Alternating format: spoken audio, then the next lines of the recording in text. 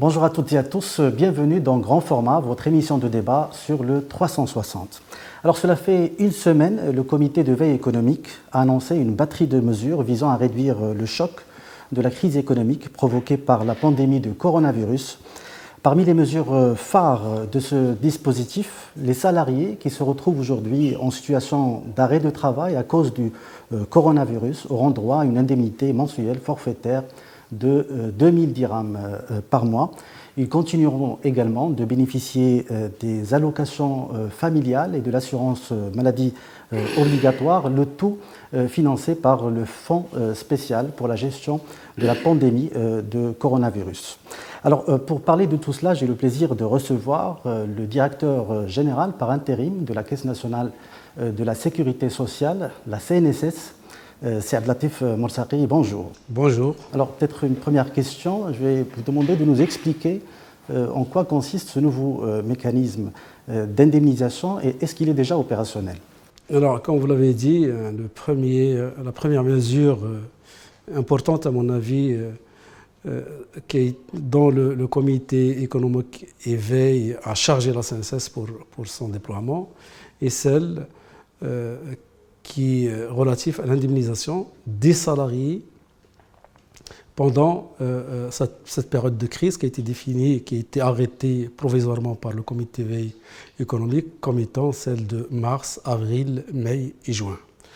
Alors, pendant cette période, l'ensemble des salariés qui ont été préalablement déclarés par l'employeur en février 2020, ils auront droit à une indemnité forfaitaire mensuelle de 10 000 dirhams. Bien entendu, 1000 dirhams pour le mois de mars, 2000 dirhams, 1000 dirhams pour le mois de mars et 2000 dirhams pour le mois d'avril, mai, juin.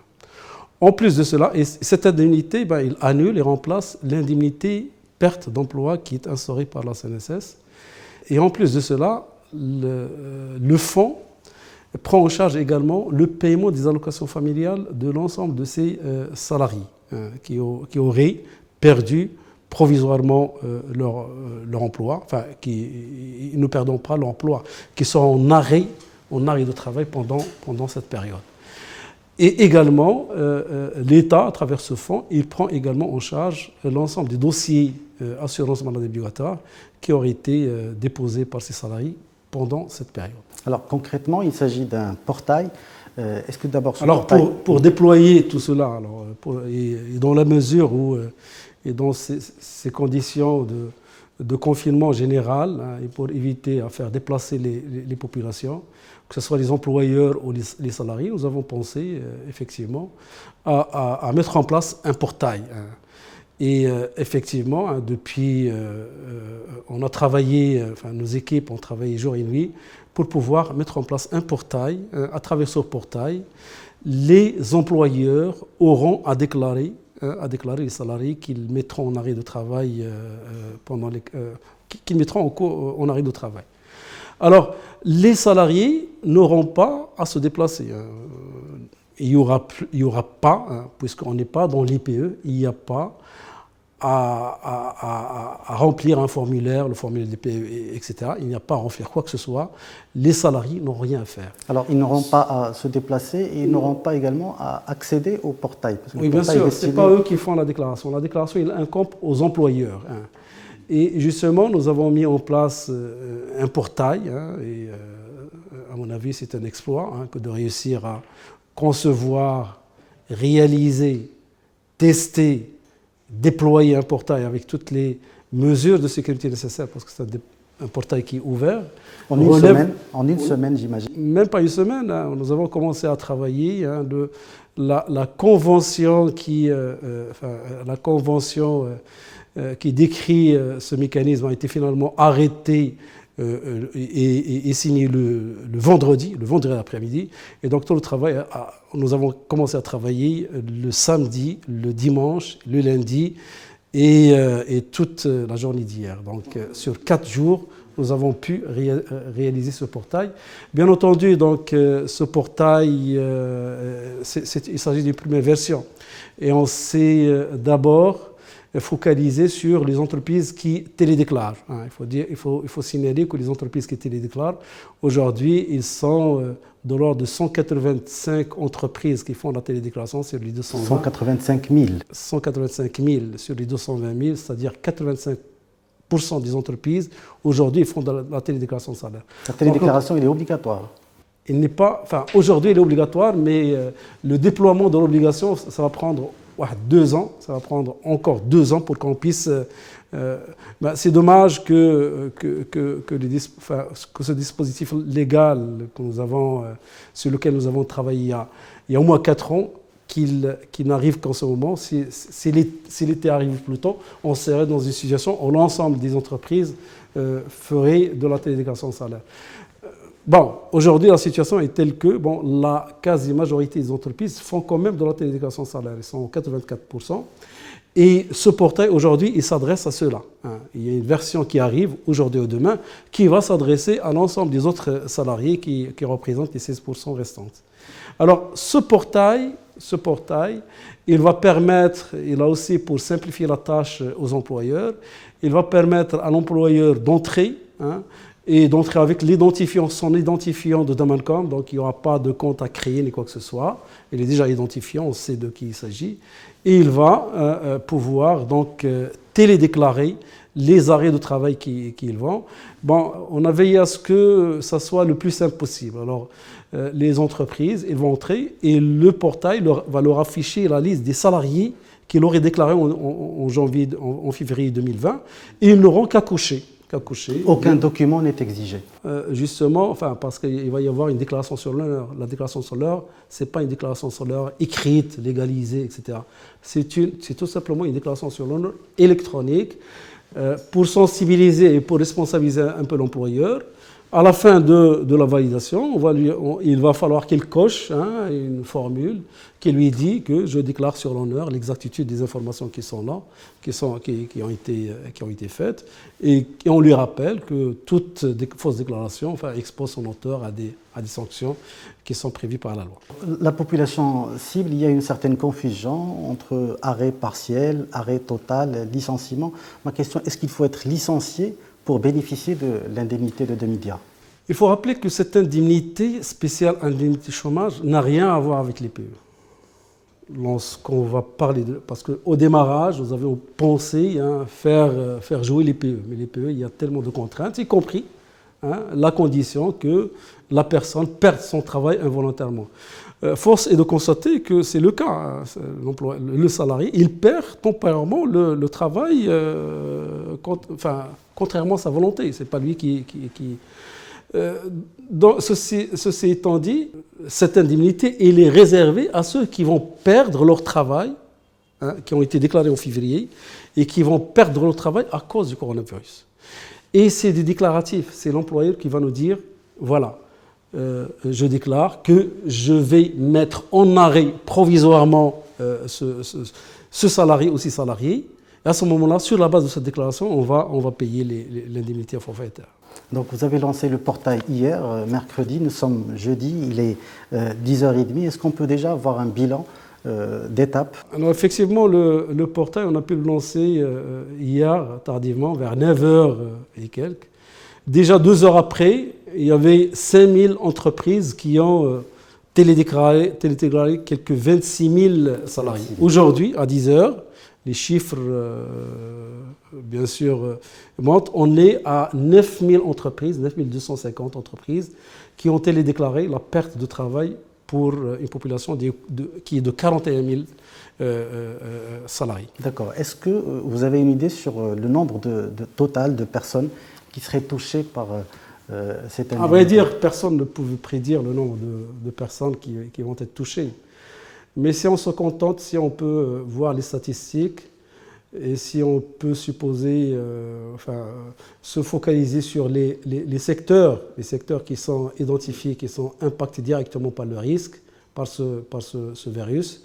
Alors d'abord, il y a deux types de secteurs. Il y a des secteurs où l'État a décidé de la fermeture.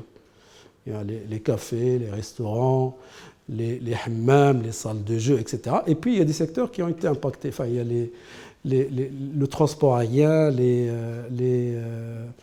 il y a les agences de voyage, tout ce qui est tourisme, les agences de voyage, les hôtels, qui sont directement impactés. Si on prend que ce secteur, nous avons fait des statistiques, et le nombre de salariés qui seraient impactés, mais on parle des salariés qui sont déclarés à la CNSS, déclarés à la CNSS à travers ces secteurs.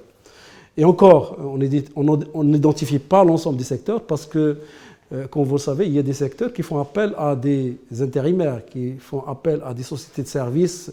Et cette population, qui n'est pas négligeable, n'a pas été identifiée. Donc, si avec toutes ces contraintes, on est à 430 000 salariés qui seraient touchés, et ce qui va générer un impact financier sur les 4 mois. Sur les 4 mois, nous espérons que la crise ne durera pas les 4 mois que l'homme. L'impact financier sera de l'ordre de 4 milliards de dirhams. 4 milliards de dirhams. Indemnité, allocation familiale, assurance maladie obligatoire pour les 4 mois à venir. Et est-ce que vous êtes fixé un plafond à ne pas dépasser ou bien vous êtes prêt à financer le dispositif en entier, quoi qu'il en coûte? En fait, le financement, ce n'est pas la CNSS qui finance, c'est le fonds. Et le comité veille économique, il a pris un certain nombre de décisions, et les décisions ils sont exécutées jusqu'au fond. Nous espérons que le fonds qui continue d'être alimenté par les dons, à travers les dons des citoyens moraux et physiques, nous espérons parce qu'il n'y a pas que les salariés, il y a tout le monde des travailleurs qui travaillent dans l'informel ou ceux qui ne sont pas assurés par la CNSS. Vous avez les travailleurs non salariés qui ne sont pas aujourd'hui assujettis au régime actuel. On commence à peine à les faire entrer. Ceux-là aussi sont concernés par la crise du moment que le confinement les touche. Alors on va y arriver, mais peut-être restons dans l'indemnisation de 2000 dirhams par rapport au montant. Pourquoi 2000 dirhams? Pourquoi pas plus? Est-ce qu'il y a eu des critères sur lesquels vous êtes basé au niveau du comité pour fixer les 2000 dirhams? En fait, c'est tout à fait simple. Alors, on a fait sortir des statistiques par rapport à l'IPE elle-même. L'IPE, quel est le montant moyen qui est aujourd'hui remboursé par l'IPE? C'est quelque chose qui tourne autour de ce montant. Et donc, le comité veille économique a décidé de fixer ce 2000 dirhams autour de ce montant, qui est une moyenne de l'IPE. 2000 dirhams, c'est un montant inférieur au SMIC. Les PME se posent la question, est-ce qu'ils vont se contenter de ces 2000 dirhams ou bien ils seront obligés de verser le complément pour atteindre le SMIC? S'ils sont en arrêt d'activité, normalement, ils ne devraient rien verser. On est dans un confinement, on est dans un arrêt de travail provisoire et l'indemnité, en fait, c'est pas un remplacement du salaire en entier, c'est un moyen de subsistance, on est dans la subsistance. Et au contraire, si ces entreprises souhaitent verser de l'argent à ces salariés, ils n'auront pas droit à cette indemnité. Cette indemnité concernera l'ensemble des salariés qui seraient mis en arrêt et qui ne recevraient rien de la part de l'entreprise. Et ça va concerner la population qui est la plus vulnérable. Si on prend le cas de secteurs un peu structurés qui sont obligés de mettre en arrêt provisoire leurs travailleurs et qui souhaitent garder leurs compétences, moyennant le paiement d'une partie du salaire, ceux-là ne seraient pas concernés parce que ceux-là, ils ont un moyen de subsistance qui est celui-là, qui est la moitié du salaire par exemple ou autre. Vous en avez parlé tout à l'heure, ce nouveau mécanisme remplace en fait l'IPE, c'est un régime qui est déjà en place au niveau de la CNSS. Pourquoi utiliser un nouveau mécanisme? Pourquoi ne pas passer par l'IPE qui est déjà en place au lieu de passer par le fonds spécial? L'IPE n'a pas été conçu pour faire face à ce genre de situation. Les études actuariales sur lesquelles nous avons monté l'IPE et par conséquent sur lesquelles nous avons arrêté les cotisations n'ont pas envisagé qu'il y ait des sorties massives qui soient... Donc l'IPE, naturellement, il ne peut pas faire face, vous savez, il ne peut pas faire face financièrement à cette pandémie. Et heureusement que l'État est là pour prendre en charge les conséquences de cette pandémie. Alors, on s'est posé la question parce que vous avez prélevé les 500 millions de dirhams, la contribution financière au fonds spécial, à travers le fonds de l'IPE, un fonds qui est alimenté d'ailleurs par les patrons d'entreprise, mais aussi les salariés. D'ailleurs, la contribution, en fait, il y a eu un télescopage entre vous et la CGM.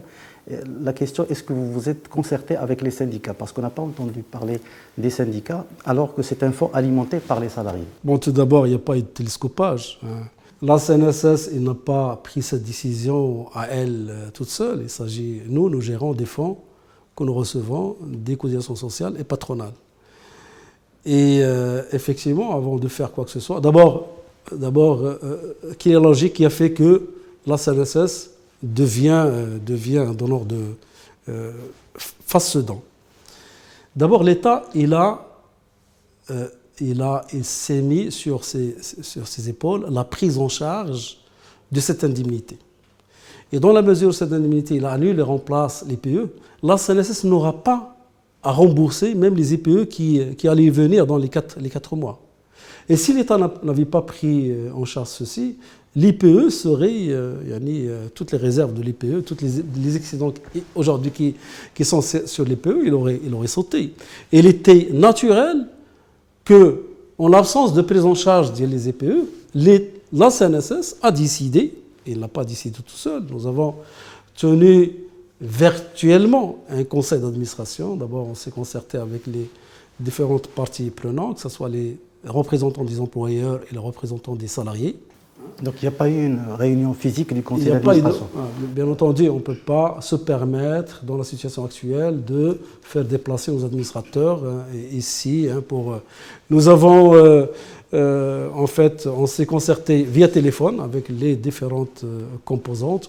C'est fait que l'exercice, c'est moi-même qui l'ai fait, je ne l'ai pas fait avec l'ensemble des membres un par un, mais j'ai constitué un groupe WhatsApp avec lequel nous avons pu dialoguer. Et donc, il y avait effectivement unanimité sur la pertinence et sur le versement de ce fonds que nous avons exécuté suite aux instructions, suite aux résolutions qui ont été signées par les différentes parties prenantes. Le fonds, avant qu'il soit viré, il y avait une résolution qui a été signée par le président du conseil d'administration, qui est M. le ministre de l'Emploi, le représentant de la partie des employeurs, qui est le président actuel de la CGM, et le représentant des employeurs, qui est un membre représentant de l'UMT. Vous en avez parlé tout à l'heure, les travailleurs non affiliés à la CNSS, c'est une question à $1 million. Quelle sera la solution pour cette catégorie de personnes? On entend parler d'une solution de paiement mobile, etc. Est-ce que la question a été tranchée au niveau du comité de veille économique? Est-ce que ce genre de solution, à savoir une solution à travers le paiement mobile, est-ce qu'il est envisageable aujourd'hui au Maroc? Effectivement, aujourd'hui, dans la mesure où cette indemnité concerne seulement l'ensemble des salariés qui ont été déclarés en février, et sachant que l'ensemble des salariés ne sont pas tous déclarés. On est à un taux de déclaration de 85%, ça veut dire qu'il y a au moins 15% des salariés qui travaillent effectivement mais qui ne sont pas déclarés. Ils vont être indemnisés dans le cadre de l'indemnisation, comme je disais tout à l'heure, de l'indemnisation des autres populations, parce que l'État, il va prendre sur elle l'indemnisation de l'ensemble des ménages du royaume qui sont, encore une fois, impactés par le confinement. Ça représente combien de ménages? Vous avez une estimation? Ça n'a pas été décidé, je fais partie de... Ça n'a pas été décidé jusqu'à présent. Le jour où ça va être décidé, ça sera annoncé probablement lors de la tenue des prochaines CVE. Le montant sera annoncé. Alors, on a parlé beaucoup dans cette émission des salariés. Qu'en est-il des patrons d'entreprise? Qu'est-ce que vous leur proposé à travers ce mécanisme? Exactement, il y a la deuxième mesure qui a été prise, elle est en faveur des entreprises. et qui est celle qui consiste à permettre à ces entreprises, pas toutes les entreprises qui seraient touchées directement ou indirectement par cette pandémie, ils ont la possibilité de reporter le paiement de leurs cotisations. Aujourd'hui, comme vous le savez, lorsqu'une entreprise tarde à payer ses cotisations, il y a des pénalités qui tombent, 3% pour le premier mois et 1% pour les mois à venir. Alors, exceptionnellement, et dans ce cadre, le ministre des Finances et le ministre de l'Emploi ont déjà signé une décision conjointe dans ce sens, qui a été également le conseil d'administration a signé une résolution dans ce sens, qui fait que la direction générale de la CNSS est autorisée à ne pas exiger les pénalités pour les 4 mois. Si pour mars, avril, mai, juin, les entreprises ne payent pas dans les délais, et moi je les exhorte à payer s'ils ont les moyens, parce que s'ils ne payent pas, ça pourrait nous générer un problème. Dans la mesure où la CNSS, il paye les cotisations il paye les prestations à travers les cotisations. Donc, pour ceux qui sont touchés par cette pandémie, ils auront à en faire la déclaration via le portail. C'est pour cela que je dis tout à l'heure, le portail c'est la première version, il y a des versions qui arrivent. Alors, ils auront à en faire la déclaration au niveau du portail pour nous dire, nous, on est touchés par la pandémie, et on n'a pas les moyens de payer tout de suite. On souhaite bénéficier de cette exonération exceptionnelle qui concerne les 4 premiers mois. Donc ce sera un report jusqu'à fin juin. Jusqu'à fin juin, à ce moment-là, ils auront donc à payer le cumul de ces montants avec des facilités qui pourraient aller jusqu'à 12 mois. Alors, dernière question, si la crise se prolonge dans le temps, est-ce que vous avez prévu d'étaler un petit peu le dispositif jusqu'à une date, jusqu'à nouvel ordre, par exemple? La décision n'est pas là, entre les mains de la CNSS, mais en tout cas, moi, je suis sûr que l'État fera en sorte que, nous espérons que ça arrête. Mais sinon, ça n'arrête pas. Ça va être vraiment un désastre économique et social. On l'espère bien, Merci beaucoup. C'est Abdelatif Mortaqi. Je rappelle que vous êtes directeur général par intérim de la CNSS. Merci à vous. Merci à vous, chers internautes, d'avoir suivi cette émission. À très bientôt.